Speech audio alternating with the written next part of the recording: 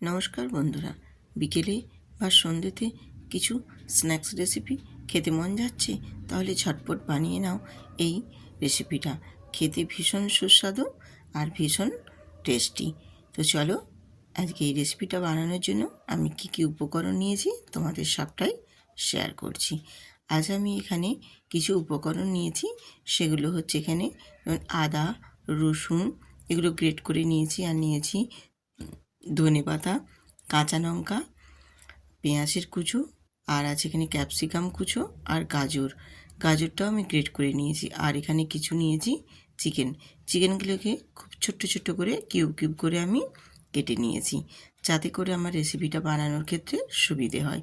আজ এই সব উপকরণ দিয়ে বানিয়ে নেব ভীষণ সুস্বাদু চিকেনের একটা রেসিপি। তো চলো, দেরি না করে রেসিপিটা শুরু করা যাক। আমি এখানে গ্যাসটা অন করে একটা কড়াই বসিয়ে দিয়েছি, আর কড়াইয়ে দিয়ে দিয়েছি সামান্য অল্প একটু সাদা তেল দিয়ে তেলটা যখন গরম হয়ে আসবে তখন দিয়ে দেবো হাফ চামচ গোটা জিরে। আর গোটা জিরেটা যখন ভাজা হয়ে যাবে তখন দিয়ে দেবো গ্রেট করে রাখা রসুনটা একটু হালকা নাড়াচাড়া করে ভেজে নেব। কালারটা চেঞ্জ হয়ে আসলেই দিয়ে দেবো আমি এখানে পেঁয়াজের কুচো আর ক্যাপসিকাম কুচো দুটোই এখানে আমি দিয়ে দিলাম। দিয়ে একটু নাড়াচাড়া করে একটু ভেজে নিতে হবে, যাতে করে পেঁয়াজটা বেশ একটু সুন্দর করে নরম হয়ে যায়। তো পেঁয়াজ আর ক্যাপসিকামটা একটু নরম হয়ে যাওয়ার জন্য আমি এখানে দিয়ে দেব স্বাদ মতো একবারে লবণটা দিয়ে দিলে পেঁয়াজ আর ক্যাপসিকামটা খুব তাড়াতাড়ি কিন্তু নরম হয়ে যাবে।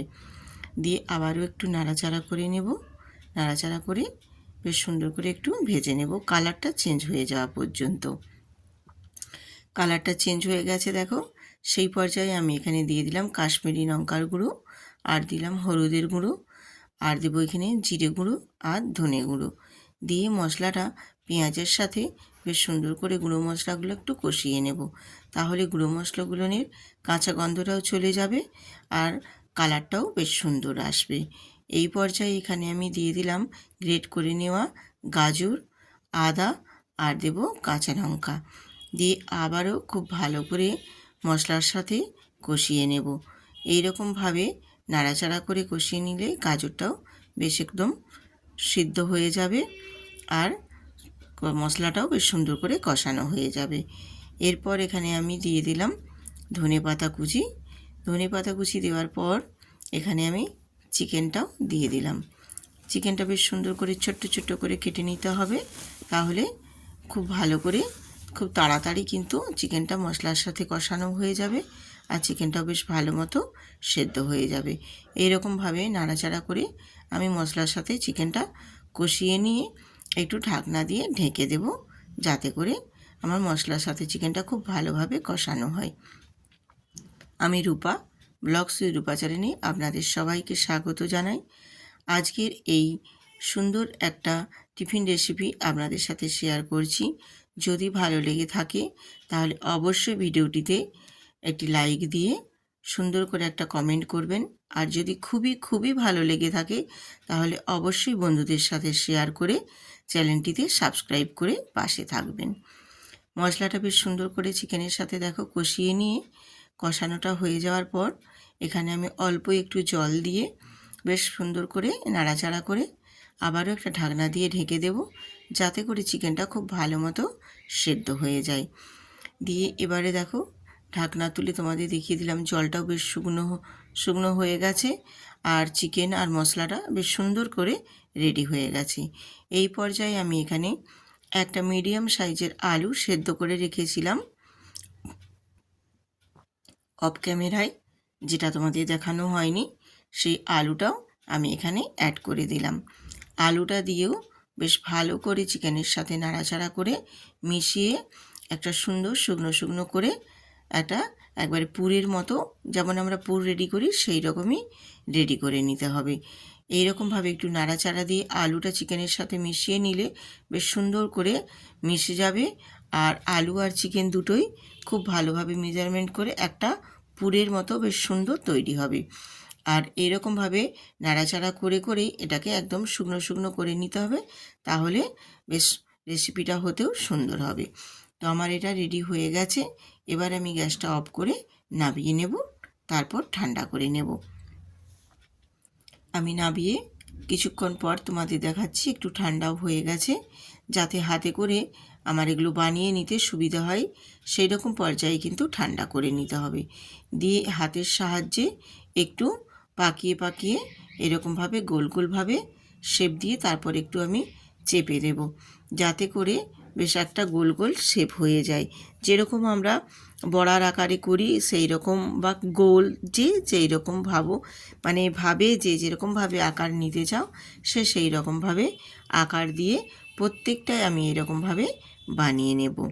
তো প্রতিটাই তোমাদের বানিয়ে তারপর দেখিয়ে দিচ্ছি কীরকমভাবে আমার সবগুলো রেডি হয়ে গেছে। আমি এইরকমভাবে প্রতিটাই দেখো পুরো বানিয়ে নিয়েছি। গোল চৌকো যে যেরকমভাবে শেপ দিতে পারো সে সেই রকমভাবে শেপ দিয়ে বানিয়ে নেবে। আমার এগুলো সব রেডি হয়ে গেছে। এরপর আমি চলে এলাম আবারও একটা বাটি নিয়ে, আর বাটির মধ্যে একটা আমি ডিম ফাটিয়ে নিয়েছি, আর দিয়ে দিলাম এখানেও স্বাদ মতো নুন, আর দেব 1 চামচ কর্নফ্লাওয়ার। এখানে খুব বেশি কর্নফ্লাওয়ার লাগবে না, অল্প 1 চামচ কর্নফ্লাওয়ারই হয়ে যাবে। আর ডিমটার সাথে কর্নফ্লাওয়ারটা খুব ভালো করে মিক্সড করে নিতে হবে, যাতে একটুও না দলা বেঁধে থাকে। বেশ মসৃণভাবে একদম ব্যাটারটা রেডি করে নিতে হবে। ডিম আর কর্নফ্লাওয়ারগুলার ব্যাটার আমার একদম রেডি হয়ে গেল। আর এখানে নিয়ে নিয়েছি আমি এখানে কমলা ব্রেড নিয়ে নিয়েছি, কমলা গ্রাম নিয়ে এটাও একটু আমি হাতে করে ম্যাশ করে গুঁড়ো করে নিয়েছি।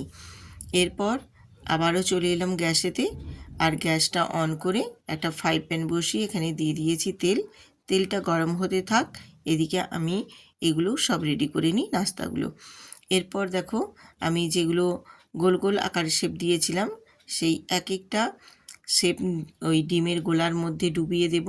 ডিম আর কর্নফ্লাওয়ারগুলার মধ্যে ডুবিয়ে নিয়ে আমি এখানে যে ইয়েলো বা কমলা যে যেটাই বলতে পারো, যে এখানে গ্রাম রেখেছিলাম তার মধ্যে এরকমভাবে একটু কোট করে নেব। তাহলে বেশ একদম খুব ক্রাঞ্চি মুচমুচে ভাব হবে। সেক্ষেত্রে এইরকমভাবে বানিয়ে নিলে আমার একটা দেখো বানানো হয়ে গেছে। আবারও আরেকটা তোমাদের দেখিয়ে দিচ্ছি। আবারও ঠিক ওই ডিমের গোলাতে ডুবিয়ে নিয়ে আবার আমি এই কমলা গ্রামের মধ্যে আবারও চুবিয়ে একটু হাতে করে চেপে চেপে দেব, যাতে করে খুব ভালো করে এগুলো ভেতরে মানে গায়ের মধ্যে চিটিয়ে যায়। তাহলে বেশ সুন্দর করে কিন্তু একদম মুচমুচে হবে। আর এপাশে আমার তেলটাও যে গরম করে রেখেছিলাম তার মধ্যে আমি এবারে এক এক করে দিয়ে ভেজে নেব। আর ভাজার সময় কিন্তু গ্যাসের ফ্লেমটা একেবারে লোতে রেখে বেশ সুন্দর করে ভেজে নিতে হবে, না হলে কিন্তু ওপরটা যেমন লাল হয়ে যাবে ভেতরটা কিন্তু খুব একটা ভালো ভাজা হবে না। তার জন্য একদম লোতে রেখে আস্তে আস্তে করে ভেজে নিতে হবে, তাহলে ভেতর পর্যন্ত বেশ সুন্দরভাবে ভাজা হবে। আর ওপরটা এতটাই মুচমুচে হবে আর ভেতরটাও তেমনি একদম চিকেনের পুরে ভরা। বেশ সুন্দর একটা নাস্তার রেসিপি শেয়ার করলাম আপনাদের সাথে।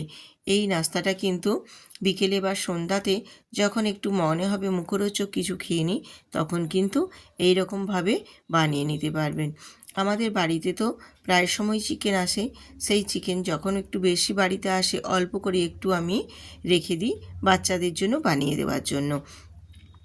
এইরকমভাবে অল্প একটু চিকেন রেখে দিলেই কিন্তু এই রকম সুন্দর একটা নাস্তা বানানো হয়ে যাবে। আর এই রকমভাবে প্রতিটাই আমি ভেজে বেশ লাল লাল করে ভেজে নিয়েছি। দেখো বেশ সুন্দর করে উল্টে পাল্টে দুটো পাশই ভেজে নিলে বেশ একদম মুচমুচেভাবে ভাজা হয়ে যাবে। আর কালারটা ঠিক লালচে লালচে হবে, সেই পর্যায়ে তুলে নিতে হবে। আমি এগুলো সবই ভাজা হয়ে গেছে, আমি তুলে নিচ্ছি। দেখো তোমাদের দেখিয়ে দিচ্ছি। এরকমভাবে ভেজে নিলে বড় ছোট সবাই কিন্তু ভীষণ পছন্দ করবে। আর এটা সত্যিই খেতে ভীষণ সুন্দর। যে কেউ বানালে যে কেউ না বলতে পারবে না, সবাই কিন্তু হাসি মুখে একদম মজা করে খেয়ে নেবে। আর আমার যতগুলো ভাজা গেছে তুলে নিয়েছি, বাকিগুলোও আমি ভেজে নিয়ে তারপর তোমাদের সাথে সার্ভ করে দেখিয়ে দিচ্ছি। দেখো যে কতটা সুন্দর হয়েছে বা কতটা লোভনীয় হয়েছে। এই রকম যদি সকাল বিকেলের নাস্তা থাকে, সকালে না, এগুলো যদি বিকেলেই একটু হয় নাস্তাটা, তাহলে কিন্তু বিকেল বা সন্ধ্যেটা খুব সুন্দরভাবে জমে ওঠে, তাই না? আমাদের কিন্তু প্রায় দিনই বা মাঝে মধ্যেই মনে হয় একটু বেশ টেস্টি একটা মুখরোচক খেতে ইচ্ছে করে। তখন কিন্তু বাড়িতে হালকা অল্প চিকেন থাকলে এইভাবে কিন্তু বানিয়ে নিতে পারবে। ভীষণ সুন্দর এবং খেতে ভীষণ টেস্টফুল। আমি বানিয়ে তোমাদের তারপর দেখিয়ে দিলাম যে কতটা সুন্দর হয়েছে। আর যদি ভালো লেগে থাকে বন্ধুরা, অবশ্যই চ্যানেলটিতে সাবস্ক্রাইব করে আমার পাশে থাকবেন। আবার আসবো আরেকটা নতুন রেসিপি নিয়ে। ভালো থাকুন, সুস্থ থাকুন।